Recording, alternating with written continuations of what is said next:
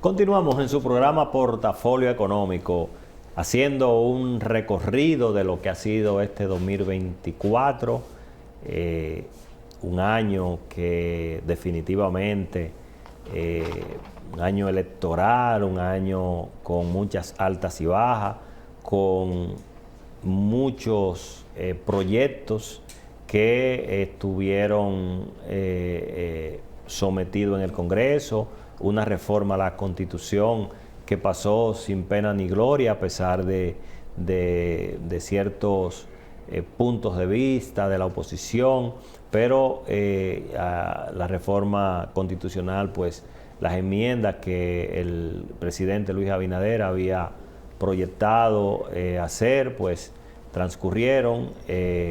Tenemos temas en marcha como la fusión del Ministerio de Educación Superior con el Ministerio de Educación con el Ministerio de Educación Superior, Ciencia y Tecnología, la famosa MESI. Fusión o eliminación de algunas direcciones generales, algunas instituciones, y los temas más, diríamos, más relevantes dentro de, por ejemplo, tenemos el tema del Código Procesal Penal, que sigue siendo un proyecto en discusión, y dos proyectos que son transversales para la economía y la estabilidad laboral. Uno, la reforma fiscal que el gobierno pues introdujo, y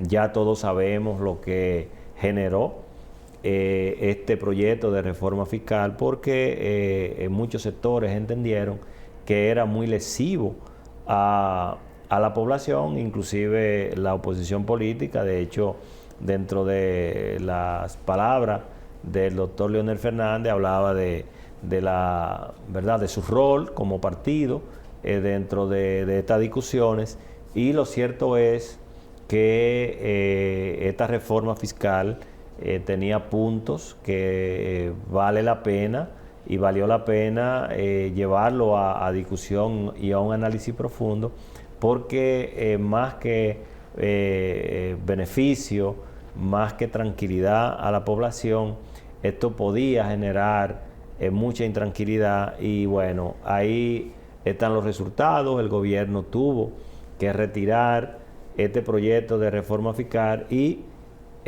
muchos entienden que fue una falla del gobierno no presentar una segunda alternativa de reforma fiscal para poder ir en búsqueda de esos recursos que son necesarios para poder cubrir esa parte presupuestaria que se tiene que generar a través de los impuestos. Y pasamos y vamos a pasar a un año 2025, Susana, con una reforma fiscal pendiente. Definitivamente este 2024 ha sido un año, porque todavía quedan unos días, donde los poderes han trabajado muchísimo, específicamente el Congreso. El Congreso ha jugado un papel muy importante en los procesos de todas las reformas sometidas. Una de las reformas que pasará al 2025 es la reforma hecha a la ley 1692 sobre nuestro Código de Trabajo. Sí, aún, ¿verdad? Ya la misma pasó, estará pasando a la Cámara, al Senado de la República, ¿verdad? Ya los senadores, pero siguen las pugnas, siguen las posiciones encontradas entre las dos grandes partes involucradas en el mismo, que son de un lado los sindicatos y sus sindicalistas, y por el otro lado la clase empresarial. En el tercer lugar, los trabajadores, que siguen aferrados a esos derechos o a esas conquistas realizadas. Nos vamos al 2025 sin tener claro en qué parará esta tan importante realidad que representa la paz entre las partes. ¿Y cuáles son las partes? Los empleadores, ¿verdad? Nosotros vivimos en un país, Basilio, donde más del 70% de las fuentes de generación de empleo pertenecen al sector privado. Es un sector que evidentemente tiene que ser escuchado en este reclamo, ¿verdad? Y la otra parte, ¿verdad?, que es los empleados y los sindicatos. Todo esto tiene que llegar a un feliz acuerdo para la patria, para el país y para estas clases. Seguimos, nos vamos al 2025 con temas inconclusos también relacionados a la seguridad social, a la revisión de los puntos de la seguridad social, ¿verdad? Un punto de luchas, un punto de pugnas. Nos vamos a un 2025 con una clase sindical representando a los maestros que siguen con los mismos reclamos después del 4%, que fue el resultado de tanta lucha, de tantas batallas cívicas, y seguimos con los mismos males antes de recibir esta importante ayuda económica para esta tan importante clase. Mira, tú has hecho un recorrido en cuanto a esas tareas pendientes, sobre todo la discusión del Código de Trabajo. Y definitivamente, fíjate que hemos venido durante todo este año 2024 defendiendo la necesidad de reformar el Código de Trabajo para adaptarlo a los nuevos tiempos, y esa es una realidad ¿verdad?, que no puede esperar, porque hay elementos en la realidad laboral mundial que tienen que ser integradas a esta ley marco, porque el Código de Trabajo, así como otras leyes, tienen que ser ley marco, ley que puedan trascender en el tiempo, como pasó con este código. Fíjate que este código es un código que su última modificación fue en el 92 real, o sea, entonces se ha sobrevivido 32 años, pues entonces es porque es una ley marco.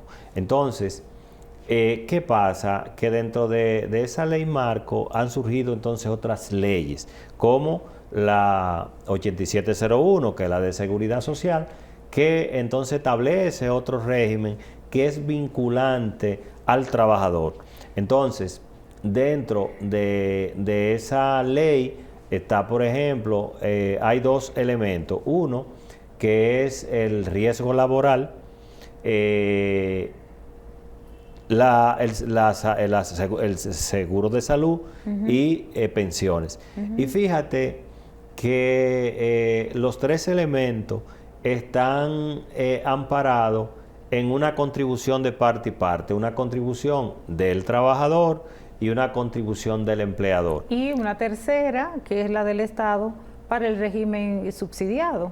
Correcto. En la parte de salud. Y entonces tenemos como un elemento permanente el aporte al Infotep por el tamaño de la nómina, que es el 1%. Y el 0.50 de las bonificaciones que son anuales. ¿Por qué abro el enfoque?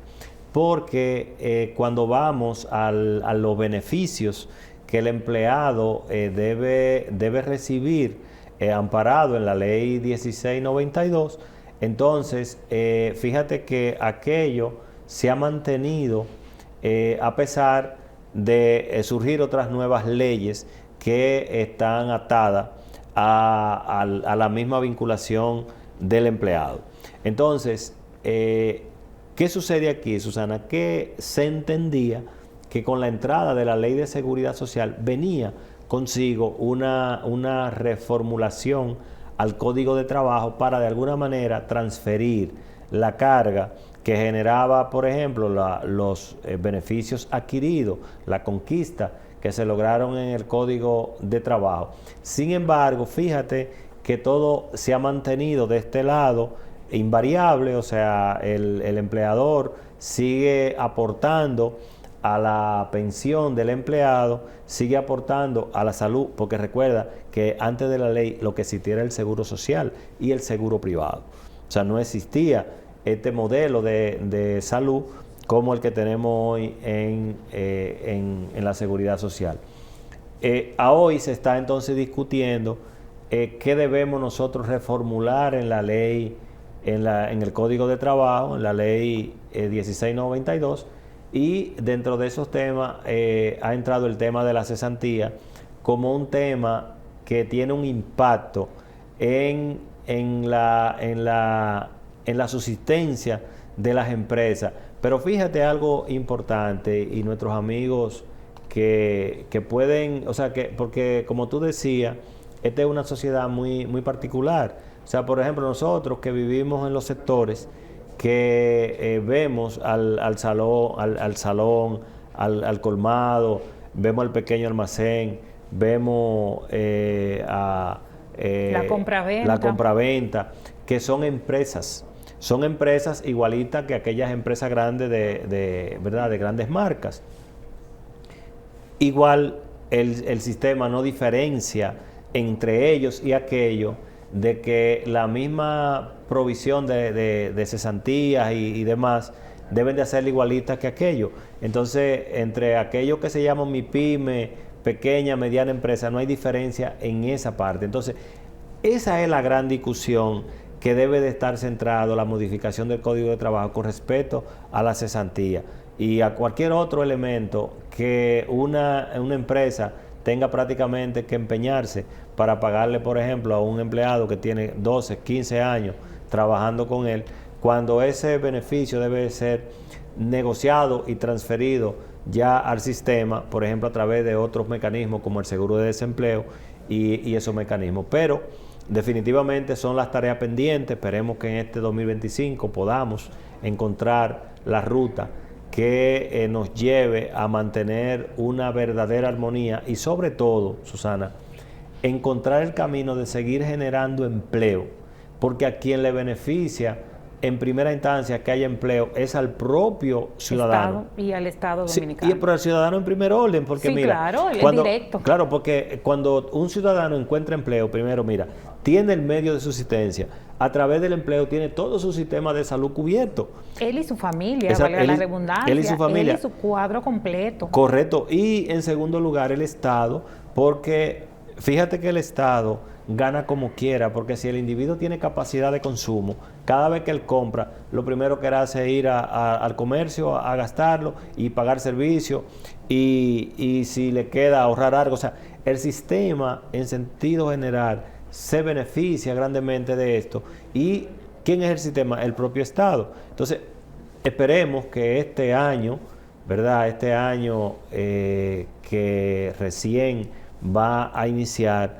sea un año de pasos firmes para nuestra economía, que los empleos puedan crecer, que podamos tener una estabilidad como hasta ahora lo hemos tenido en este año 2024. Llegamos al final del programa, Susana. Lamentablemente llegamos al final de nuestro programa. Ya será hasta nuestro próximo encuentro, donde estaremos compartiendo más temas novedosos, más temas que le van a ayudar a su crecimiento económico, a mantenerse informado y todo lo demás.